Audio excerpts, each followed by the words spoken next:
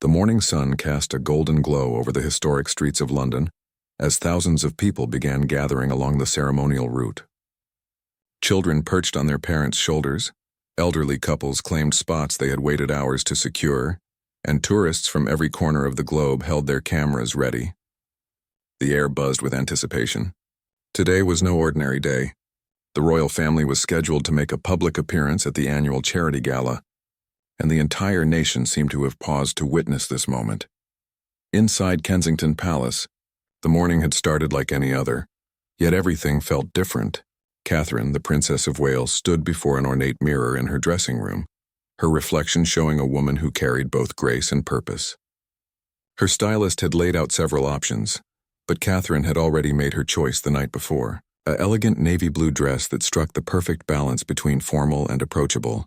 She believed that clothing communicated messages, and today's message needed to be one of warmth and accessibility. In another wing of the palace, William was helping their youngest child with a stubborn shoelace.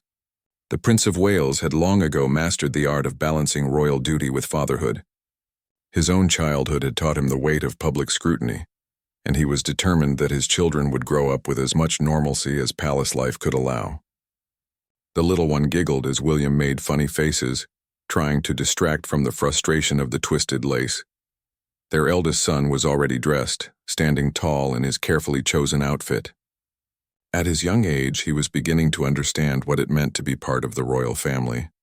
He had asked his father the night before why so many people wanted to see them. William had sat down with him, speaking in the honest way he wished someone had spoken to him at that age. He explained that people looked to their family not because they were better than anyone else, but because they represented something larger than themselves. They represented history, continuity, and hope. The daughter of the family was practicing her wave in front of her bedroom mirror. She had watched footage of her great-grandmother, Queen Elizabeth II, and tried to imitate that gentle rotating motion that had become iconic.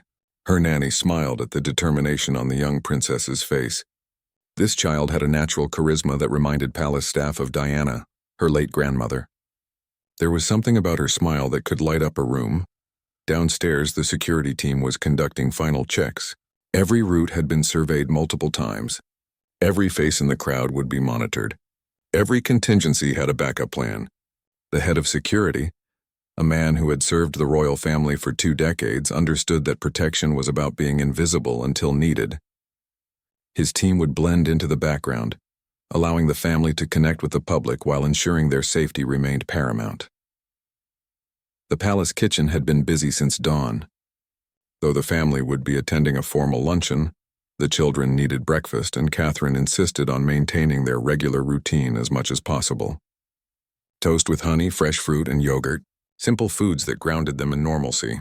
She had learned from her own upbringing that maintaining ordinary rituals helped children develop resilience against the extraordinary circumstances surrounding them.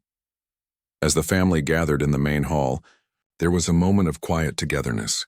William looked at Catherine, and without words they communicated what years of partnership had taught them. They were a team. Whatever challenges the day brought, they would face them together. Their children sensed this unspoken bond, and it gave them confidence. The youngest tugged at Catherine's hand, asking if they could bring their favorite stuffed animal along. Catherine knelt down, her eyes level with her child's, and gently explained that today they needed to travel light. But she promised that the beloved toy would be waiting when they returned home. It was these small negotiations, these gentle lessons in duty and compromise, that shaped young royals into their future roles. The convoy of vehicles waited in the private courtyard. Black Range Rovers polished to perfection, each one armored and equipped with the latest security technology. Yet from the outside, they looked like any luxury vehicle. The goal was always to maintain dignity without ostentation. The royal family understood that in modern times, excessive displays of wealth could create distance between them and the people they served. Catherine did a final check of the children's appearances. A smoothed collar here, a brushed hair there. These were motherly gestures that any parent would recognize. William stood beside her, his hand resting gently on their eldest son's shoulder. The boy looked up at his father, seeking reassurance, and William gave him an encouraging nod. The moment arrived. Doors opened and the family stepped out into the courtyard. Staff members who had worked through the night to prepare for this moment allowed themselves brief smiles. There was something special about this family. They had managed to maintain their humanity despite the gilded cage of royal life. As the vehicles began their slow procession out of the palace gates, the reality of what awaited them became clear. The roar of the crowd could be heard even from inside the armored vehicles, thousands of voices rising in excitement, Union Jack flags waving in the breeze, smartphone cameras raised high, everyone hoping to capture the perfect image. The children's eyes widened as they saw the massive crowds lining the streets, their youngest pressed against the window, amazed at the sheer number of people. Catherine placed a reassuring hand on the child's back, while William pointed out details in the crowd to distract from any nervousness. A group of schoolchildren in matching uniforms, a veteran wearing medals from past wars, an elderly woman who had traveled from Scotland just for this glimpse of history. Inside the lead security vehicle, communications crackled with constant updates. Traffic had been halted along the route. All checkpoints reported clear. The timing was perfect. Everything was proceeding according to plan. Yet everyone remained alert. Years of training had taught them that complacency was the enemy of security. The drive through London's historic streets felt both eternal and instantaneous.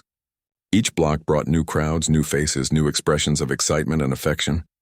Catherine noticed a young girl, perhaps 7 years old, wearing a princess costume and holding a handmade sign that read, "We love you."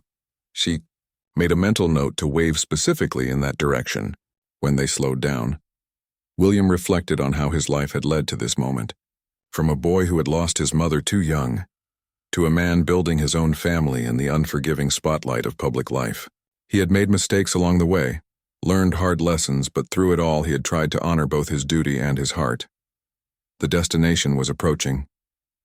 The venue where hundreds of guests waited, where speeches would be given, hands would be shaken, and photographs would capture moments that would circulate around the world within minutes. The family took collective deep breaths, squeezing hands, sharing silent encouragements. This was their life. Extraordinary and ordinary, public and private, burden and privilege all woven together into something uniquely complex. The convoy slowed as it approached the grand entrance of the historic venue. Built in the 18th century, the building had witnessed countless royal visits, but each one brought its own unique energy. Today's event was particularly special.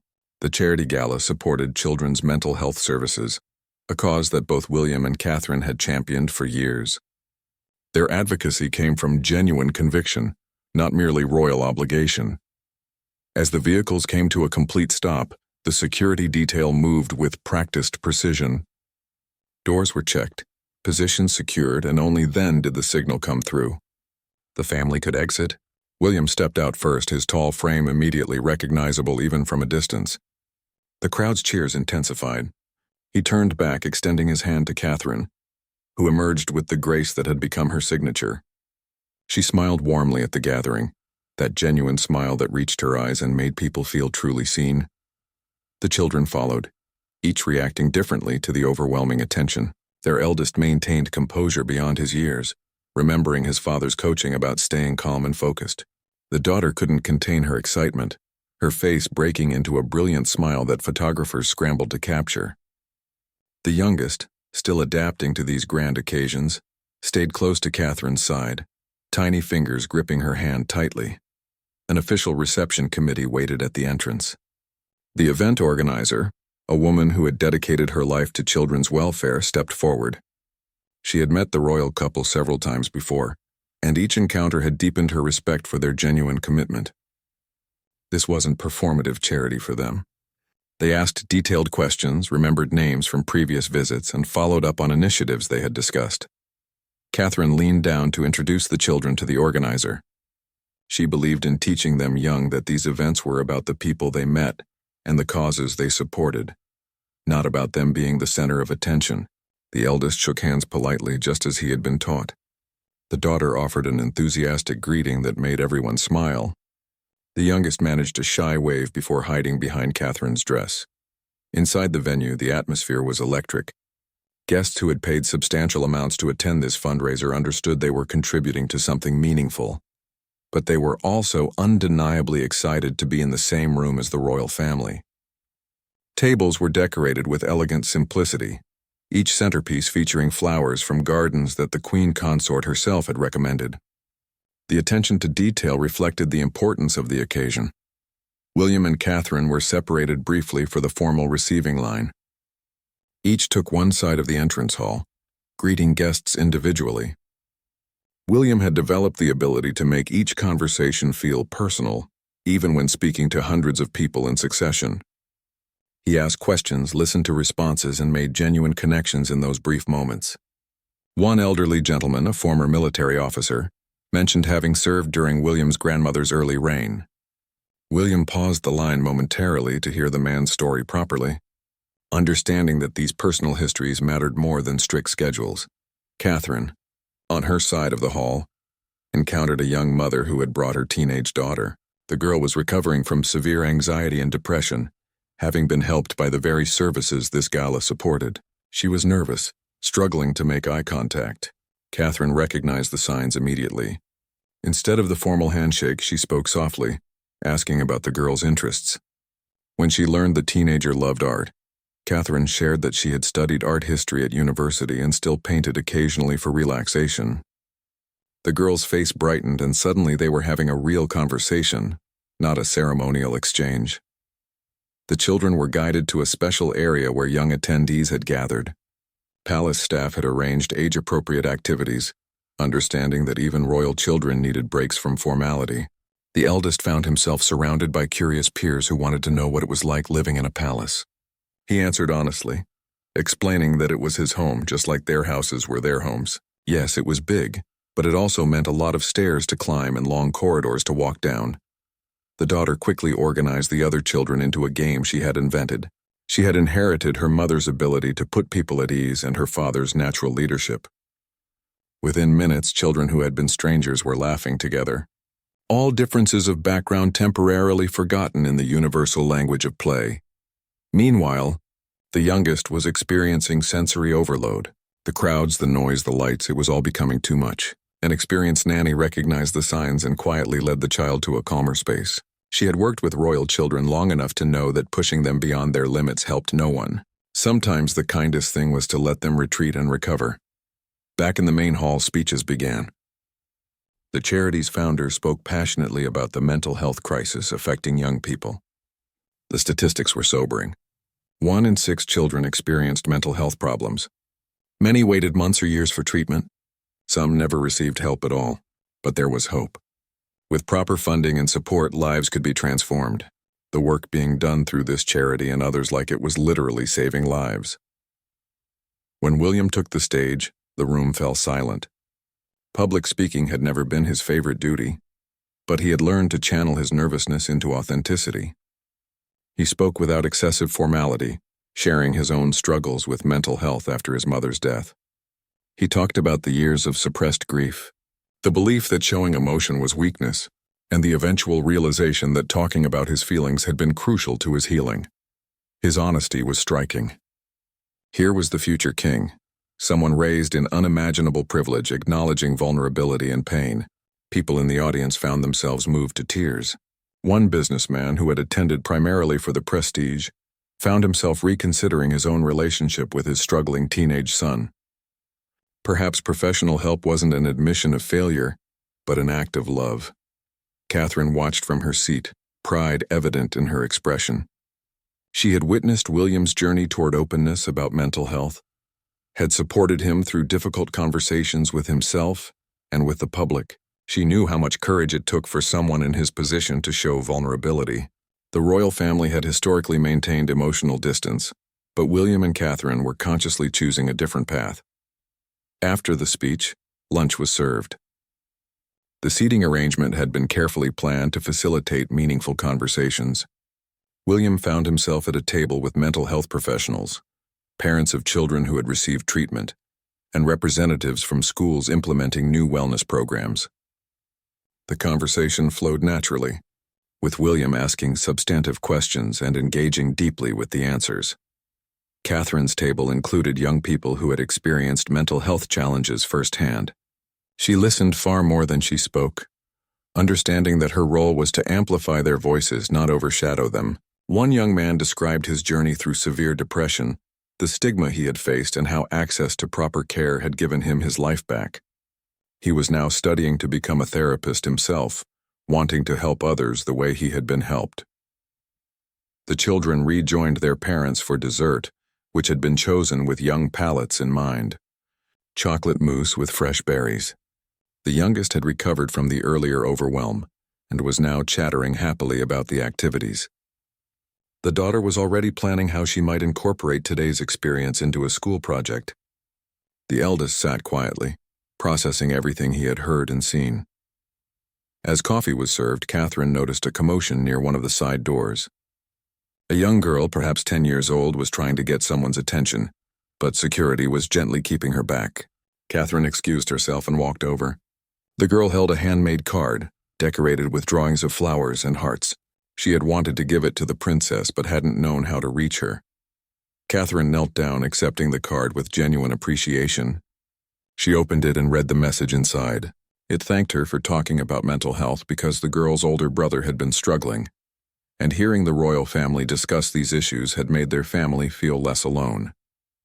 Catherine's eyes glistened as she hugged the child, thanking her for sharing something so personal and meaningful. The afternoon sun streamed through the venue's tall windows as the formal portion of the gala concluded. William and Catherine had one more important engagement before returning to the palace. They were scheduled to visit a nearby youth mental health center that had recently expanded its services thanks to funding from their charitable foundation. The children would accompany them, an intentional decision to show them the real-world impact of their family's work. The motorcade traveled through neighborhoods that contrasted sharply with the grandeur they had left behind. These were working-class areas where families struggled with challenges that statistics could never fully capture. William watched the streets pass by, reminded of why this work mattered so deeply to him. Mental health issues didn't discriminate by income or status, but access to treatment certainly did. That inequality drove much of his advocacy. Catherine reviewed briefing notes about the center they were visiting. She had a remarkable memory for details and wanted to ask informed questions. The center had started as a small operation run by volunteers and had grown into a comprehensive facility offering counseling, group therapy, and family support services. The expansion had allowed them to serve 5 times as many young people, but the waiting list remained long. There was always more need than resources could meet. The children were unusually quiet during this drive. Something about the afternoon's conversations had affected them. The eldest had been particularly struck by hearing young people his own age discuss serious struggles. He lived in such a protected environment that understanding the challenges others faced required conscious effort. His parents wanted him to develop empathy grounded in reality, not just abstract concepts of duty.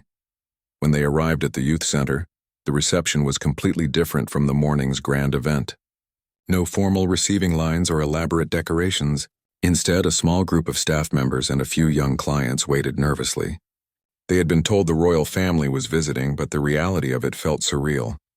This building, with its worn carpets and second-hand furniture, was about to host the future king and queen. William and Catherine immediately sensed the anxiety and adjusted their approach. They kept their body language relaxed and open, smiling warmly as they were introduced to the center's director. She was a clinical psychologist who had left a lucrative private practice to run this nonprofit because she believed mental health care should be accessible to everyone, not just those who could afford expensive therapists. The director led them on a tour, starting with the reception area where young people first arrived, often in crisis. She explained how they had trained their receptionist in trauma-informed care because the first interaction could determine whether someone felt safe enough to return. Catherine asked about the specific training protocols, taking mental notes for recommendations she might make to other facilities. They visited a counseling room designed to feel comfortable rather than clinical. Soft lighting, comfortable chairs arranged in a circle rather than the traditional therapist-patient setup. The walls displayed artwork created by clients, visual representations of their healing journeys. One piece particularly caught William's attention. It showed a storm gradually clearing to reveal sunshine, with the words "It gets better" written in multiple languages. A young man in his late teens had volunteered to speak with them about his experience with the center. His name was Marcus, and his story was both heartbreaking and inspiring. He had attempted suicide at 15 after years of bullying and undiagnosed depression. The attempt had failed, and in the hospital a social worker had connected him with this center.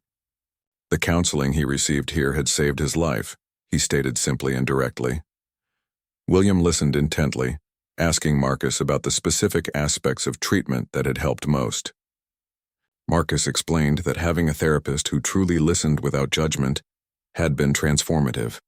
For years he had felt invisible, his pain dismissed as typical teenage moodiness. Being taken seriously, having his feelings validated had been the foundation of everything else. Catherine asked what message Marcus would want other young people to hear. He thought carefully before answering. He would tell them that asking for help wasn't weakness but courage. That struggling didn't mean they were broken.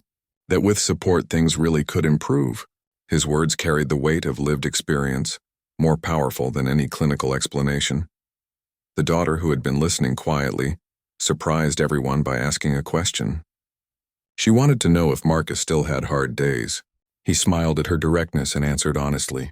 Yes, he still had difficult moments, but now he had tools to cope and people to turn to. Recovery wasn't a straight line upward, but a journey with ups and downs. The important thing was that he was still here, still moving forward. They moved to the group therapy room where a session was about to begin. The families participating had agreed to meet with the royal visitors, though the actual therapy content would remain private. These were parents and children working through various challenges together. Family therapy acknowledged that mental health issues affected entire systems, not just individuals. One mother spoke about her relief at finding this center. Her son had been withdrawing from family life and she hadn't known how to reach him. The family sessions had opened communication channels that had been closed for years. She openly admitted her own mistakes, the times she had responded with frustration instead of understanding. The therapy had helped her become a better parent, she said with touching humility. William shared that he and Catherine had also sought guidance on parenting through challenging moments. The admission seemed to lift a burden from the room. If even the royal family needed help sometimes, perhaps it really was nothing to be ashamed of. One father, who had been sitting tensely, visibly relaxed and began asking questions about resources for his own situation. The center's art therapy room was their next stop. Here, young people expressed feelings that words couldn't capture. The current art therapist was working with a girl who had experienced trauma and found verbal communication overwhelming. Through painting and sculpture, she was processing experiences too painful to speak about directly. The therapist explained that creative expression accessed different parts of the brain, sometimes allowing healing to begin where talk therapy couldn't reach. Catherine, with her art background, was particularly interested in this approach. She examined various pieces with genuine appreciation, asking the therapist about specific techniques and their therapeutic purposes. The therapist mentioned that many clients took their artwork home as tangible reminders of their progress. Looking at a painting they had created during a dark time and recognizing how far they had come could be powerfully affirming. The children were given materials to create their own small art pieces. The activity grounded them in something concrete after the emotional weight of the conversations they had witnessed. The youngest focused intently on painting a rainbow, tongue sticking out in concentration. The daughter created an elaborate scene with flowers and butterflies. The eldest chose more abstract forms, perhaps processing his thoughts through colors and shapes. As they worked, the center's clients, who had been keeping a respectful distance, began to relax and approach more naturally. Conversations started flowing organically.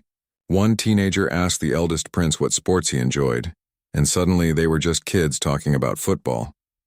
Another showed the princess daughter a dance move she had been practicing, and they giggled together attempting it.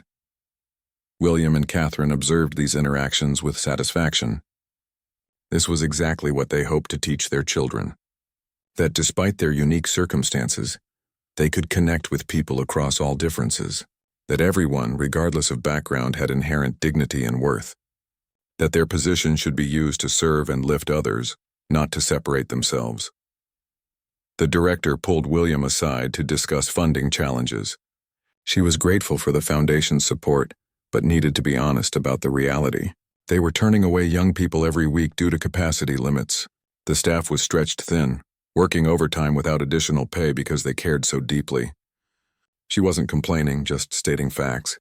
More funding would directly translate to more lives saved. William appreciated her directness. He had grown frustrated with people who told him only what they thought he wanted to hear. He needed truth to be effective. He promised to discuss specific ways their foundation could help and to connect her with other potential donors. He also asked if she would be willing to speak at a parliamentary committee, hearing he was organizing about mental health service funding. Her frontline perspective needed to be heard by policymakers. The visit was scheduled to last an hour but extended well beyond that. No one wanted to rush something so meaningful. The center's staff appreciated that the royal family's interests seemed genuine rather than performative. They asked substantive questions, listened carefully to answers, and engaged authentically with everyone they met.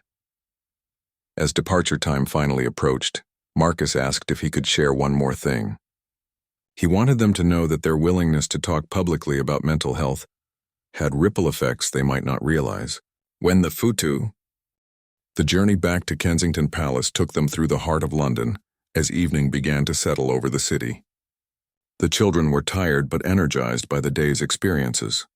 They peppered their parents with questions about what they had seen and heard. Why couldn't everyone get help if they needed it? Why did people sometimes feel too embarrassed to ask for support? Could they do something to help too? William and Catherine exchanged glances, pleased by their children's engagement but mindful of providing age-appropriate answers. They had learned that honesty served their children better than simplified platitudes, but they also needed to preserve some innocence. It was a delicate balance that they constantly navigated. The eldest asked whether mental health problems could happen to anyone. William answered that yes, they could, including people in their own family. He briefly mentioned his own experiences after losing his mother, using language his son could understand.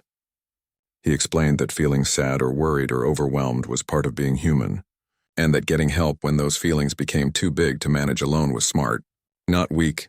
The daughter wanted to know if her great-grandmother, the late Queen Elizabeth, had ever been sad. Catherine handled this question carefully. She explained that everyone experienced sadness, even queens. What made someone strong wasn't never feeling difficult emotions, but how they handled them with grace and kept serving others even during hard times. She was teaching resilience without dismissing the importance of addressing pain. The youngest had fallen asleep against Catherine's shoulder, exhausted by the stimulation of the day. She stroked the child's hair gently, thinking about how quickly they were all growing up. Each public appearance, each exposure to the realities beyond palace walls, shaped who they would become. The weight of that responsibility never felt light. As they approached the palace, they passed groups of tourists still gathered outside the gates, hoping for a glimpse of royal life. Some held up phones to photograph the convoy passing. Others simply waved, caught up in the excitement of proximity to something they had only read about or seen on television. William observed them with mixed feelings. He appreciated the public's interest and understood it was part of what sustained the monarchy's relevance.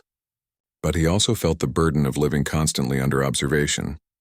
Inside the palace, staff members were preparing for the family's return. The children's dinner was being cooked, baths were being drawn, and their favorite bedtime stories had been laid out. Despite the grandeur of their home, William and Catherine insisted on maintaining normal family routines as much as possible. They would eat together, the children would have bath time, and parents would tuck them into bed with stories and goodnight kisses. But before returning fully to family time, William had one more obligation. He had scheduled a phone call with the Prime Minister to discuss mental health policy reforms. Their earlier conversations had been productive, and momentum was building for meaningful legislative changes. The gala had been successful, but William understood that charity could never fully replace adequate government funding for essential services. Systemic change required political action. Catherine used this time to debrief with her private secretary about the day's events. They reviewed photographs that would be released to the press, ensuring the focus remained on the charity and cause rather than on fashion or celebrity aspects. Catherine was strategic about her public image, understanding that she could use media interest to drive attention toward issues that mattered.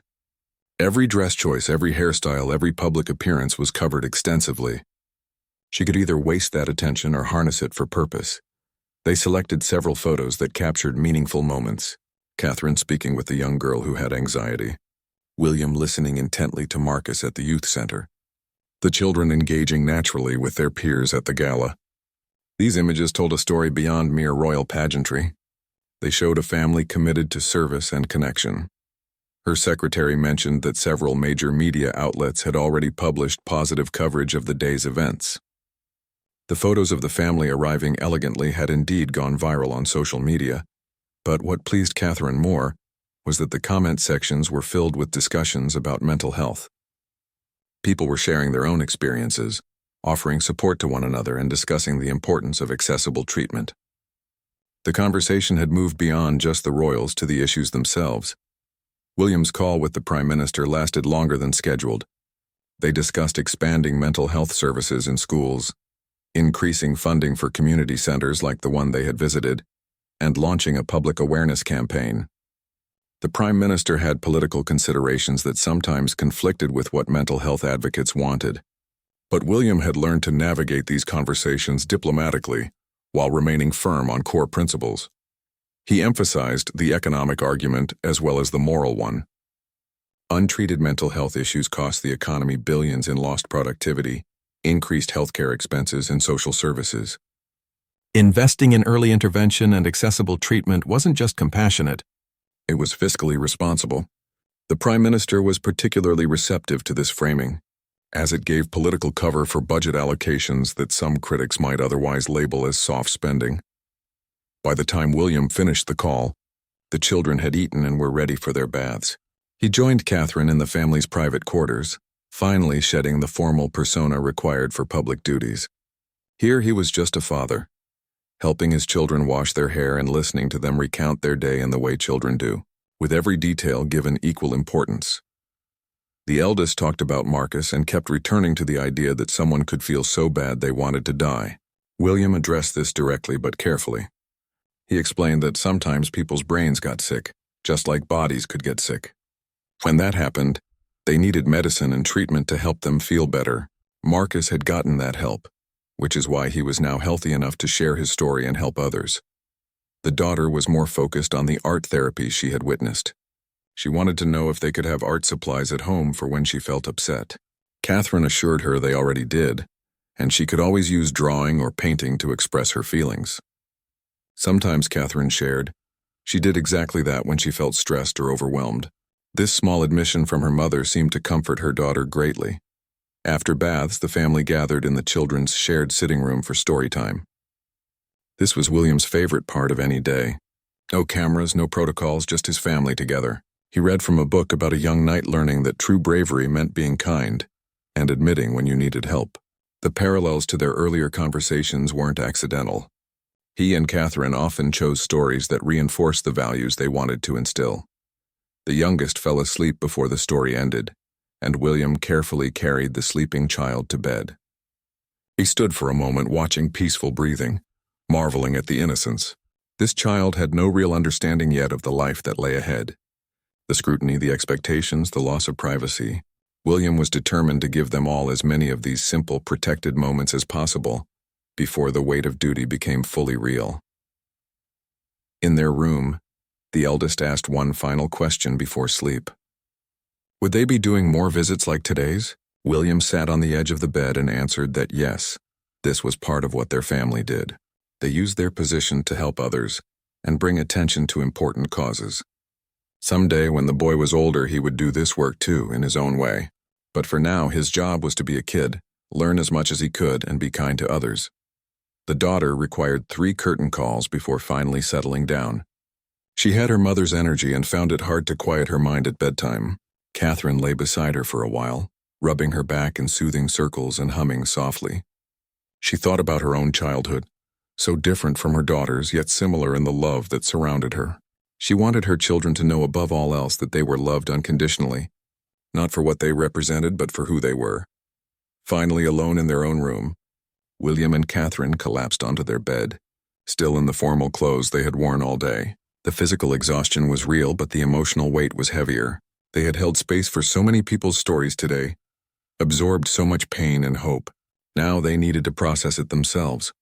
Catherine kicked off her shoes and turned to William. They talked through the day's highlights and challenges. Marcus's story had affected them both deeply. The little girl with the handmade card, the mother who had openly discussed her parenting mistakes. Each encounter had been a reminder of why they pushed through the difficulties of their unusual life. William expressed frustration about the systemic barriers that prevented people from accessing care. He had resources to make change happen, yet progress felt agonizingly slow. Catherine reminded him that cultural shifts took time, and they were seeing real movement. 5 years ago, public figures didn't discuss mental health the way they did now. 10 years ago, men especially felt unable to acknowledge emotional struggles. Change was happening even if not. Morning arrived earlier than William and Catherine would have preferred. The palace staff moved quietly through corridors preparing for another day, but the exhaustion from yesterday lingered. Yet duty called again, as it always did. Today brought different obligations. A private meeting with their foundation board to discuss expanding their mental health initiatives based on yesterday's insights, followed by reviewing architectural plans for a new children's hospital wing they were championing. The children attended their morning lessons with their tutors.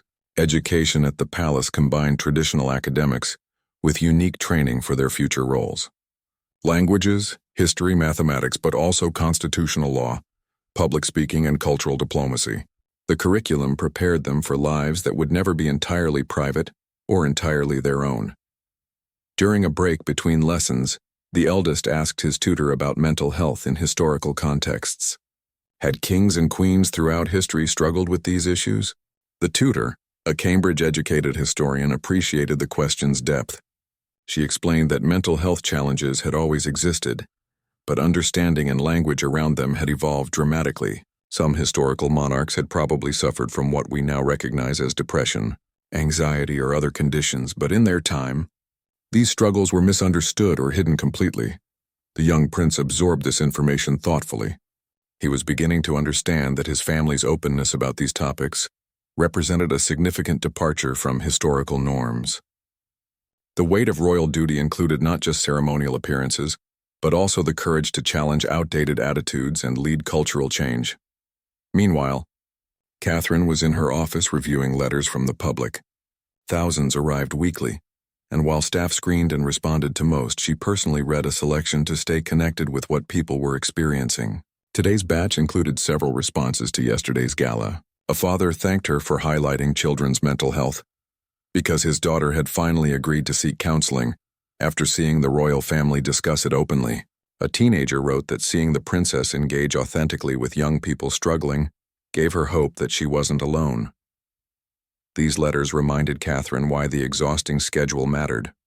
Each public appearance reached countless individuals beyond those physically present. Media coverage extended their reach exponentially. If their visibility could reduce stigma and encourage even one person to seek help, the sacrifice of privacy felt worthwhile.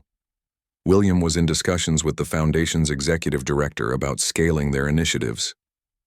Yesterday's center visit had reinforced that their current funding model, while helpful, barely scratched the surface of need.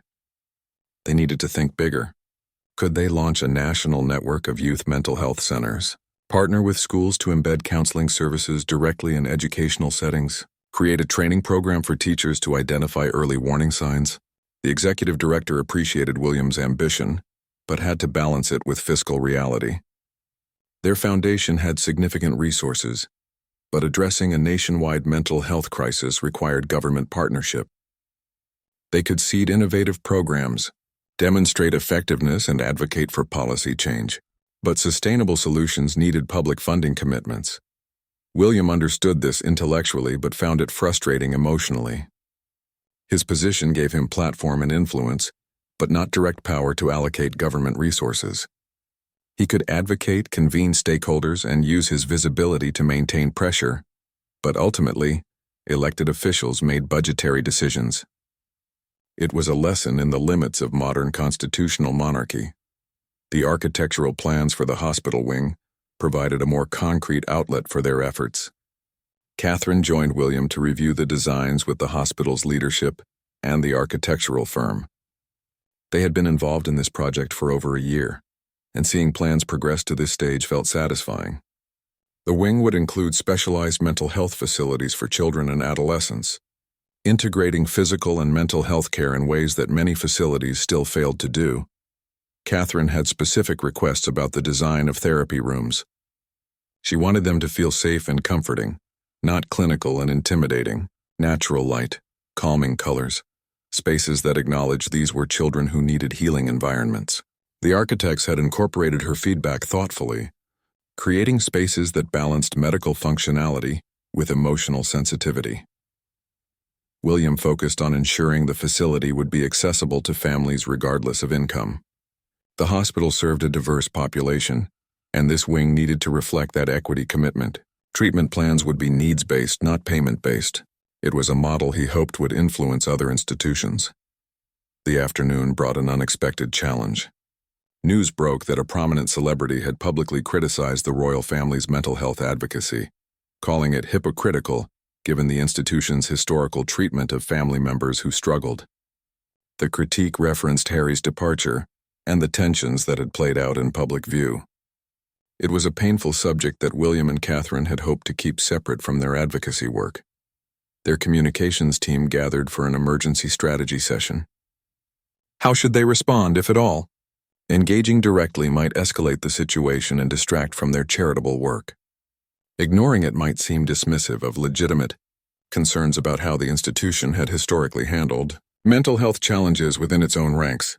Catherine argued for a measured acknowledgement that the royal family, like any family, had imperfections and areas where they could improve.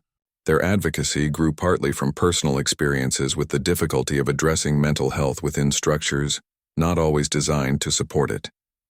William was initially more resistant, feeling that mixing their family's private struggles with public advocacy undermined both. After considerable discussion, they decided on a middle path. Their spokesperson would issue a brief statement acknowledging that the royal family's commitment to mental health advocacy included recognition that they, like all institutions, had room to grow and learn. They would not engage in detailed public discussion of family matters but affirmed that personal experience had indeed informed their understanding of how difficult it could be to seek help and how important supportive environments were. The statement was carefully crafted to avoid seeming defensive, while not feeding ongoing family tensions. It was the kind of diplomatic navigation that consumed enormous energy, dealing with public perceptions while protecting personal relationships and institutional stability. That evening, the family had planned a rare, completely private dinner with no staff present except security outside the room. They needed this time together, just the five of them, to reconnect away from all external pressures. The children sensed their parents' tension and were quieter than usual as they gathered around the table. William made a conscious effort to set aside the day's frustrations and be present with his family. He asked each child about their lessons, truly listening to their answers. The eldest shared what he had learned about historical perspectives on mental health. The daughter described a particularly challenging mathematics problem she had finally solved. The youngest proudly demonstrated a new word they had learned to spell. Catherine had requested comfort food for dinner. Simple pasta with tomato sauce, garlic bread, and salad. Nothing elaborate or fussy. Food that reminded her of her own childhood, before titles and protocols became part of her daily reality. She believed these ordinary moments anchored their children in normalcy, despite their extraordinary circumstances. After dinner, they played a board game together. Something age-appropriate that all the children could enjoy. There was laughter and gentle competition, teasing and encouragement.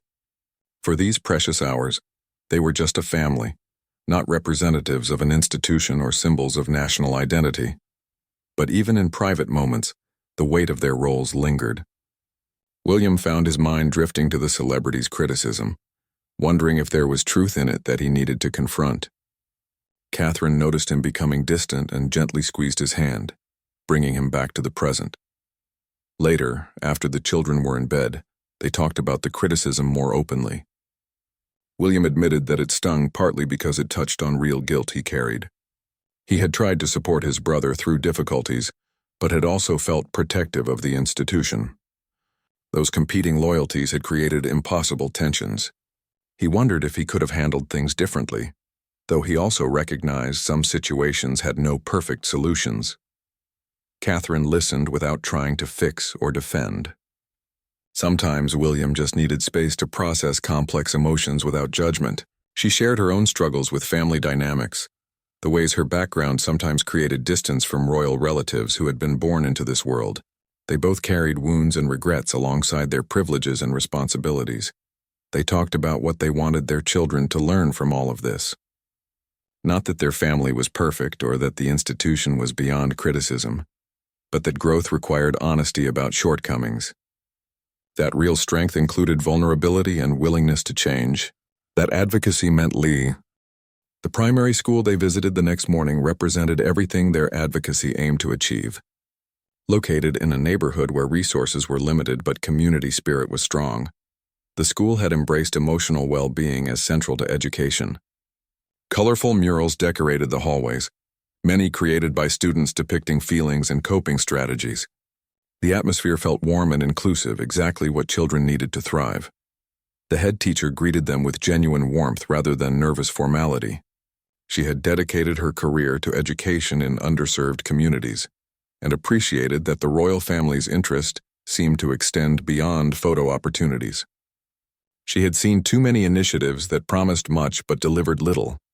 However, the ongoing support from their foundation had made tangible differences in her school, and she was grateful. The children accompanied their parents today, though not for the full visit. William and Catherine believed in gradually increasing their exposure to royal duties. Today they would participate in a classroom activity, then return to the palace while their parents continued with meetings. It was important the children understood this work but weren't overwhelmed by excessive expectations at their young ages. They entered a classroom of 7 and 8-year-olds who were simultaneously excited and nervous. Their teacher had prepared them for the visit, but hadn't completely eliminated the natural anxiety of having such unusual guests. The royal children found seats among their peers while William and Catherine sat on small chairs at the back, wanting to observe without dominating the space. The teacher began a lesson on recognizing and naming emotions. She held up illustrated cards showing different facial expressions, and the children called out the feelings they represented. Happy, sad, angry, scared, surprised. The simplicity of the exercise belied its importance. Many children struggled to identify and articulate their emotions, which made managing them nearly impossible. Then the teacher introduced a more nuanced discussion. Could you feel 2 different emotions at the same time? Could you be excited and nervous together? Happy but also a little sad? The children's responses showed sophisticated emotional intelligence being developed. One boy shared that he felt proud when his baby sister was born, but also worried his parents wouldn't have time for him anymore. The teacher validated both feelings as completely normal. The eldest prince raised his hand, something he had been encouraged to do. He shared that sometimes he felt happy to visit places and meet people, but also tired because it was a lot of activity. His honesty seemed to give other children permission to express their own mixed feelings. The daughter added that she sometimes felt excited to perform in school plays but nervous that she might forget her lines. Catherine watched with pride as her children engaged authentically. They were learning to use their experiences, even their privileged ones, to build connections rather than create distance. The other children responded to them naturally once they realized the royal kids felt similar emotions despite their different circumstances. After the emotional literacy lesson, the class moved to an activity about coping strategies. The teacher explained that when big feelings came, having tools to manage them helped. She taught them simple breathing exercises, counting slowly while imagining blowing up a balloon. The children practiced together, giggles mixing with genuine effort. They discussed other strategies too. Talking to trusted adults, drawing pictures of feelings, going for a walk, hugging a stuffed animal, listening to music. The teacher emphasized that different strategies worked for different people in different situations. There was no single right way to cope, just finding what helped each individual. William was asked to share what he did when feeling stressed. He thought carefully before answering, aware that these children would remember and repeat his words.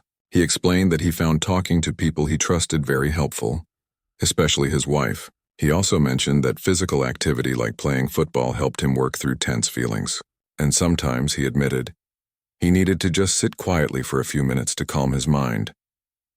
One bold child asked if princes ever cried. William smiled at the directness and answered honestly, Yes, princes cried, kings cried, everyone cried sometimes. Tears were one way the body released strong emotions. Holding them in all the time wasn't healthy. He could see the teacher nodding approvingly at this message, which clearly aligned with what she taught her students. The classroom portion concluded with the children creating feelings journals. They decorated the covers and filled the first page with drawings or words about emotions they had experienced recently. The royal children participated enthusiastically, their journals indistinguishable from their classmates in the messiness and creativity of childhood. As the royal children prepared to leave with their security detail and nanny, there were hugs and promises to remember what they had learned. The daughter didn't want to leave, having made fast friends with several girls in the class. The youngest was ready to go, reaching the limit of patience for structured activities. The eldest thanked the teacher politely, demonstrating the manners drilled into him but also genuine appreciation for what he had experienced. After their children departed, William and Catherine met with school administrators and mental health professionals who supported the school's well-being program. The statistics were sobering. In this area, many children experienced trauma from poverty, domestic violence, or family instability. Some arrived at school having witnessed things no child should see. Others carried responsibility for younger siblings or parents struggling with addiction. The school had become not just an educational institution, but a critical support system for vulnerable children. The mental health counselor described her work with children who had experienced significant trauma. Many displayed behavioral problems that were actually trauma responses, but without understanding the underlying causes, they were often punished rather than helped. Training teachers to recognize trauma and respond appropriately had transformed the school's culture. Discipline still existed, but it was coupled with understanding and support. Catherine asked about the families. Were parents involved in the well-being initiatives? The counselor explained they tried to engage parents but faced challenges. Some parents were overwhelmed by their own struggles. Others viewed mental health support with suspicion, seeing it as criticism of their parenting. Building trust with families required patience and cultural sensitivity. They discussed a mother whose son had been acting out violently at school. Through gentle persistence, the counselor learned that domestic violence at home was the root cause. The child was replicating what he witnessed, not understanding there were other ways to express frustration. The counselor connected the mother with services, and slowly both mother and son began healing. The boy's behavior at school improved dramatically. William was struck by how interconnected everything was. Children's mental health couldn't be separated from family circumstances, which couldn't be separated from economic conditions and social support systems. Addressing mental health effectively required holistic approaches that traditional systems often failed to provide. Schools like this one were attempting that integration, but they needed resources and support to sustain it. The head teacher shared data showing improved attendance, better academic performance, and reduced behavioral incidents since implementing comprehensive well-being programs. The evidence was compelling. When children felt emotionally safe and supported, they could learn. When their basic psychological needs went unmet, academic achievement became nearly impossible. Catherine asked what message the head teacher would want policymakers to hear. Without hesitation, she responded that investing in children's mental health wasn't a luxury but a necessity. Every pound spent on prevention and early intervention saved multiple pounds in later crisis intervention, special education services, and criminal justice costs. Beyond the economic argument, it was simply the right thing to do. Children deserved environments where they could flourish. The visit concluded with a brief assembly where William and Catherine addressed the entire school. They kept their remarks age-appropriate and encouraging. They praised the school's commitment to caring for the whole child, not just academic achievement. They told the children that their feelings mattered, their well-being mattered, and asking for help when needed was a sign of strength. As they left the school, children waved from windows and crowded against the fence. The genuine affection was palpable. These children didn't see distant royals, but people who had sat in their classroom, listened to their feelings, and treated them with respect and interest. The connection transcended class differences, reminding everyone present of common humanity. In the car back to the palace, William and Catherine were quiet, processing what they had witnessed. The resilience of children facing difficult circumstances was both inspiring and heartbreaking. These kids deserved so much more than what circumstances had given them, yet they showed up each day trying their best. Catherine broke the silence, expressing frustration at the systemic failures that created such inequality. Children didn't choose their circumstances. Why should access to mental health support, safe schools, and stable homes be denied?